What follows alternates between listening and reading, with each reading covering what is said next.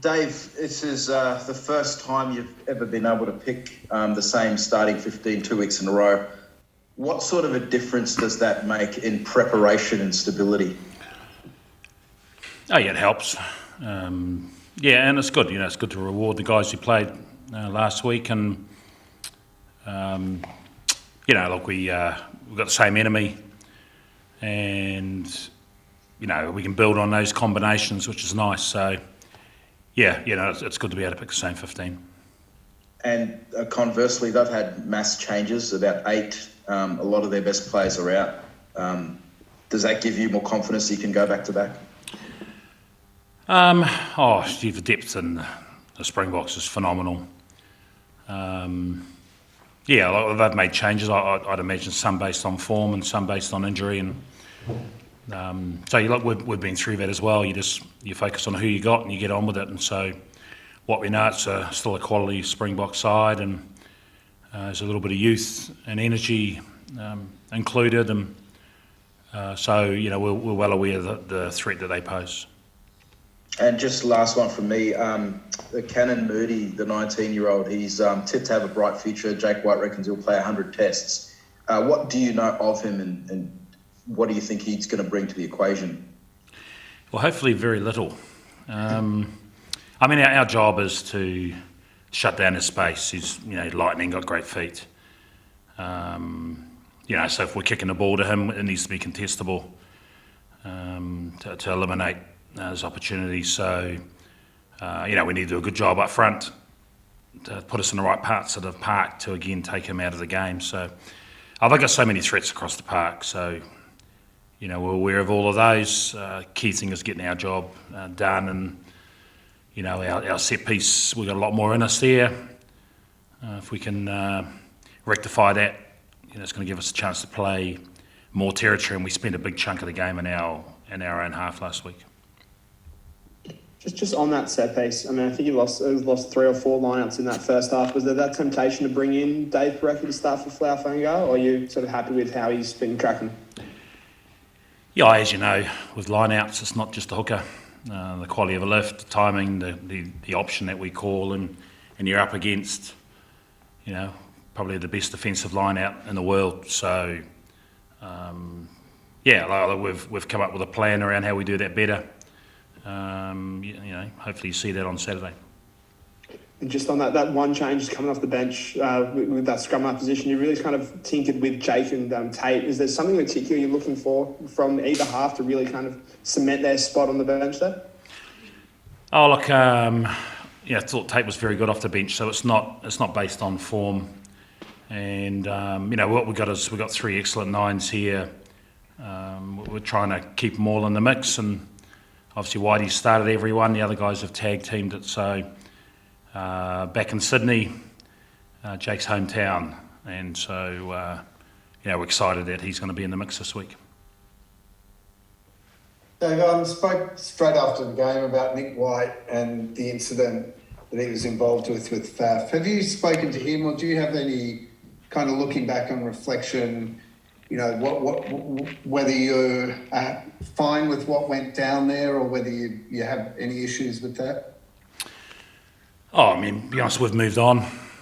What we know is it was a penalty, and rightly so. Probably wasn't a yellow card, and So that's all I got to say on it. Were you happy with how you guys finished off last week, or was that kind of a major area of concern for you? We were really disappointed with the impact we got off the bench. And it's not totally the bench, but a number of guys who came into the game and it was sewn up. And we had a real chance to put the foot on the throat and turn ball over, and were loose and then defended poorly late in the game. So, we've certainly addressed that. The expectation is that we get more out of those guys coming off the pine this week. Have you issues around how Taniela is travelling at the moment, and do you, if you do, can you put your finger on what it might be, and can you from there also maybe talk about what the plan forward is, or what the plan of attack to bring him back to his best might be? Yeah, positive line of questions today, Tony. Sorry, Dave. Look, he's no doubt. We need more out of him. He made an error early. He missed a tackle, and then he got penalised at a scrum. And you got to deal with those setbacks. And he's had a really good training week. He's well aware that we need more out of him. He's an important player to us, no doubt. So I expect to see a different creature on Saturday. Well, just one more for me then. What's making you smile this week, Dave? Not your questions, Tony. It's the interesting thing is that when you win, people think it's relief, and really, my thoughts 5 minutes after the game are how do we win next week, and so all the preparation and thinking is going into what our week needs to look like. How do we make sure that we create edge after a win, rather than being satisfied with that, and so. We've had a really good week of preparation. Nice to be working with the same group of guys, and we've certainly as a group of coaches, we've made sure that we've brought edge, and the leaders have done a great job around driving the expectations, and we know we're going to need to be better because we gave away a lot of penalties last week, and the Springboks weren't able to hurt us, especially in that second 20. About too good a side for us to give them that many opportunities again. Thank you. Hey, just back to Taniela. What's his, mental space like at the moment? Just because, as you say, he's not giving the impact we've become accustomed to from him. But also, it's been a really big year at a long injury layoff. Obviously, missed the back end of the super season. He's become a father for the first time, and he's, I'm sure, being in camp and not spending as much time with that would be tough for him as well. We know he's an energetic sort of guy, but is he a bit off personality-wise at the moment? He's as good as I've seen him, to be honest, within the group. He's really happy, obviously a father, as you mentioned. And I reckon, when you have a kid, you've got more to play for. You become less selfish. I reckon guys that I've coached who have had children end up playing their best footy. So that's what we expect from Nella. He's in a really good space. We just need to see that on Saturdays. And, his last couple of outings haven't been as good as what we saw earlier in the year. So, I look like all players. We're asking for more. And especially when they get their chance to come off the bench, and it might only be 30 minutes, you've got to rip in and make the most of it. Just on that edge, I think Scotty put it well yesterday or Tuesday when he said, when you come against the Springboks in the past couple of years, it's often been off a big loss that's really it's been a pretty obvious sort of motivation to find that edge. When you come to Sydney, you're coming now to a new stadium, first international event, does that kind of help find that edge when you're coming off what was a pretty good win on the weekend? Yeah, we were in this place last year where we beat the Springboks narrowly last minute with a penalty from Quaid, and we backed up really well, so we know we've done it before. And as I said, we know what's required.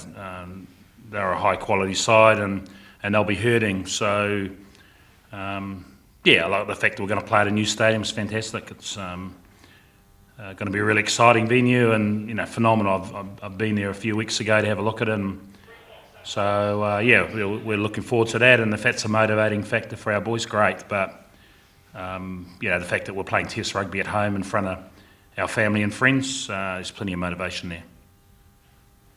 Hey Dave, just wondering how critical you think this match is in preparations for a Bledisloe on the horizon, and particularly what's going on across the ditch. Yeah, I think every test is important.